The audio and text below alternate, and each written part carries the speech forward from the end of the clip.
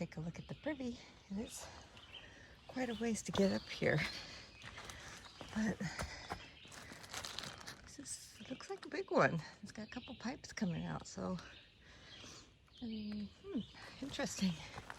Looks a little different than what we're used to. It's got these two doors in the back. And maybe it's composting or doing its thing back there, but let's see. Oh, great.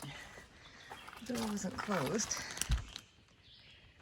So, let's see what we're gonna get into here.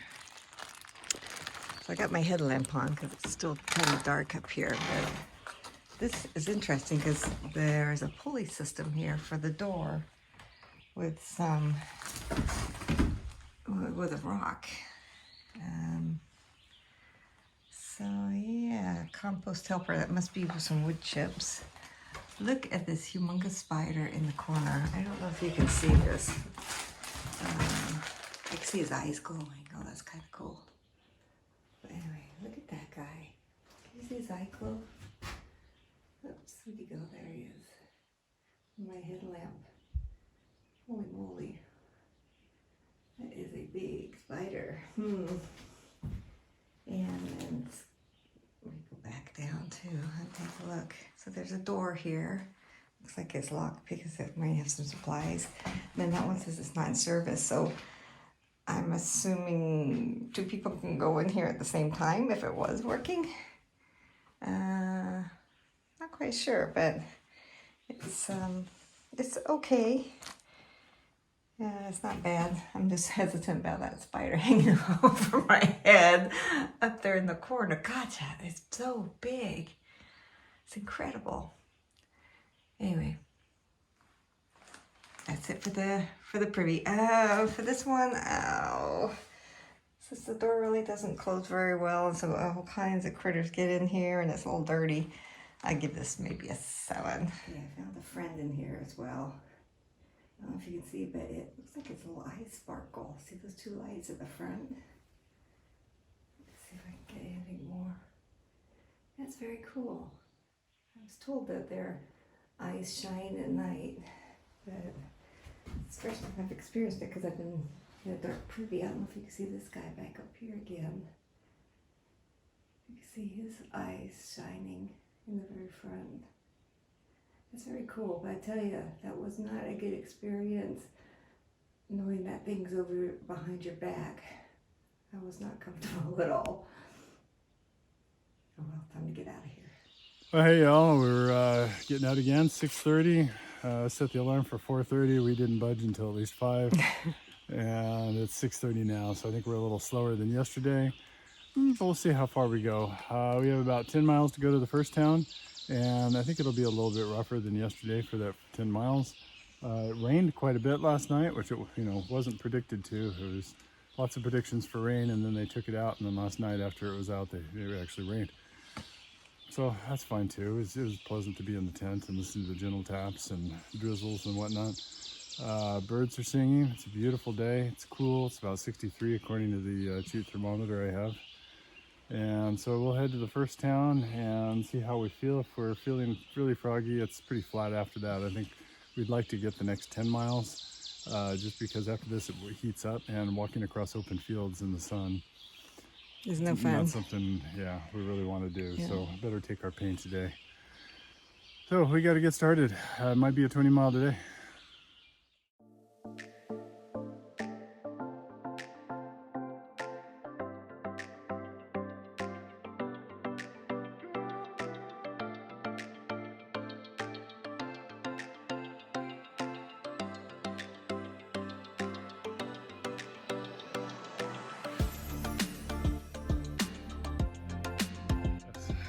This is what awaits us when we get out early in the morning.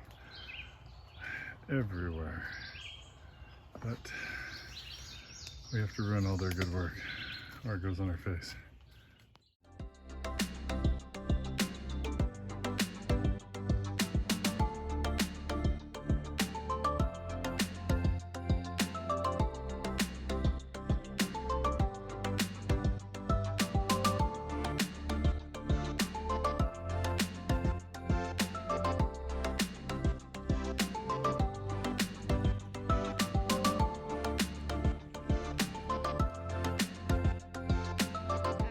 think this is the rock maze, and we're going to see if we can film this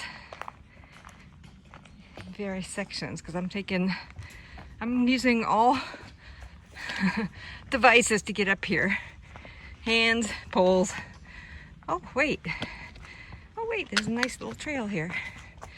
For some reason I kept thinking it was going to be worse than... Yep, doesn't look too bad. Here's a little arrow pointing you through. As I say that and trip on the rock. Let's see. And, oh, oops, now my pole's stuck. Yeah. That was it. That ain't much of a maze. Yeah. What do you think? Yeah.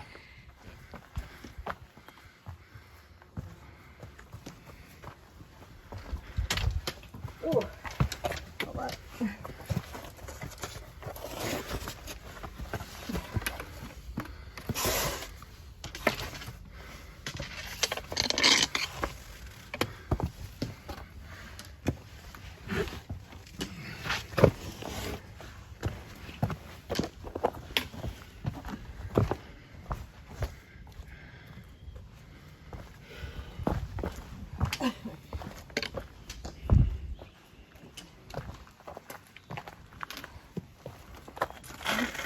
I sit on my behind for this one. Short.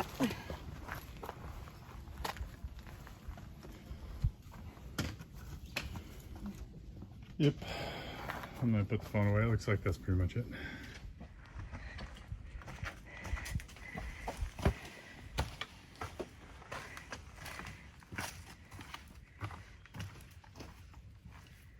Might need your help though. Yep, that's the trail past her. Another one of these little rock mazes. I might need a boost. All right. We just arrived at Alex Kennedy's shelter for a break. And there are a lot of other hikers here, so I'm not going to take any video inside. You've pretty much seen what the shelters look like. It's kind of similar. They do have a bear box at the back, which is a really nice attachment for hikers, as you know. And then up here we have two privies. This one and then this one over here. The first one over here is out of service, but this one over here was pretty decent, and it's being maintained right now by a trail maintainer, so you can see him out there working, I think. So we thanked him for his efforts and keeping it in working condition while we're all out here enjoying the weather and nature. All right, I was able to get some video. Inside shelter. Yeah. You know, a foam. The other ones are soles. And I saw those. looks like we've got a couple little, looks like there's a bed up there and a bed on this other side. It looks really clean, really nice. Yeah, so they have two type. One with I just climbed this hill, and here's another center point for the Appalachian Trail. I think we just came down our last hill for the day, and now it's going to be flat for I think the next 17 miles. But I could be wrong.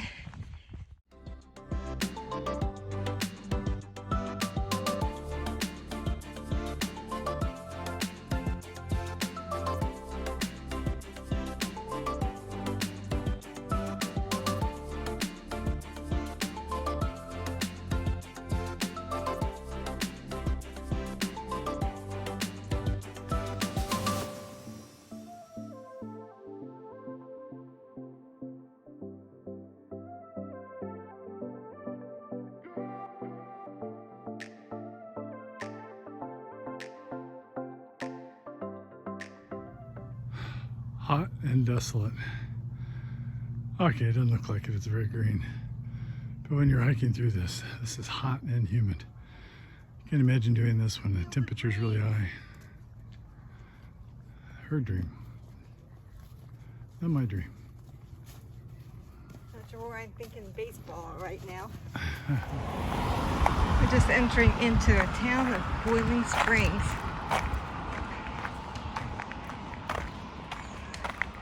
And we're going downstairs. All right, this trail has us zigzagging in and out of the forest and the town of Boiling Springs, and we popped out again to this, and Paul's going over to check, see what this is. I think it's one of those furnaces that we saw at the last state park, but I'm not sure.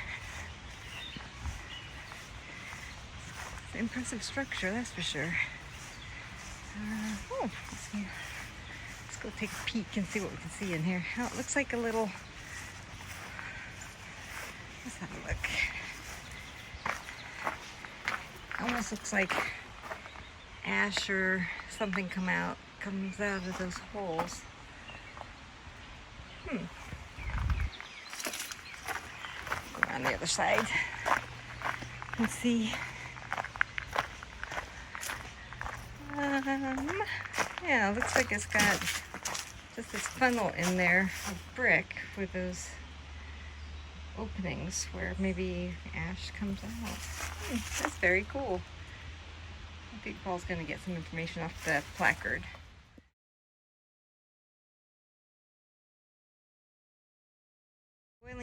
So we're in the town of Boiling Springs, and look at this lake. Look how clear that is. This is called, I think, Children's Lake? Yep. And oh boy, it is beautiful. And the homes are just gorgeous. They've got some historic homes way over there, well, all around. Look at some of those. It's just beautiful. What a nice place.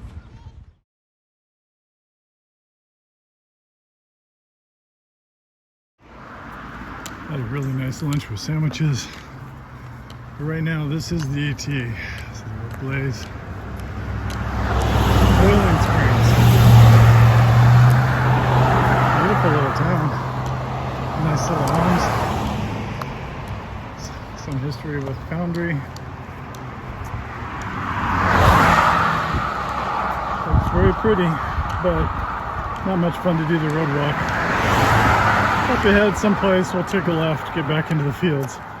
Oh yeah.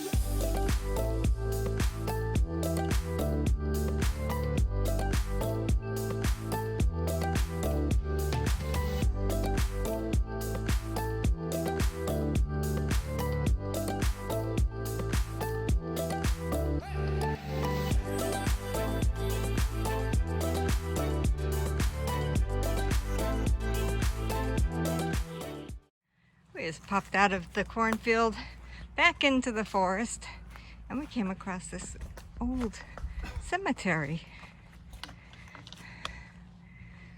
Oh. These tombstones are for Chambers family. Thomas Uriah Chambers. Looks like 1890, 1894. Isabella, can't really read hers. Another one of John Chambers. You can read that one fairly well. 1855, 1898. A headstone that Scott knocked loose. Rebecca, daughter of something Margaret Turlin, who died August 17th, 18, it might be 51. Age 59 years. The rest of these I can tell will be, you'd almost have to do rubs on them to read. They're old. And I can't read the names. Obviously some of the tombstones have been disturbed and set up on the side. Pedestals over there. It's kind of sad when you see that. But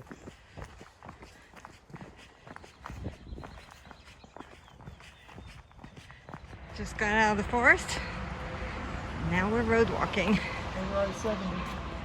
This is I-70. Yeah. Have about a mile to go.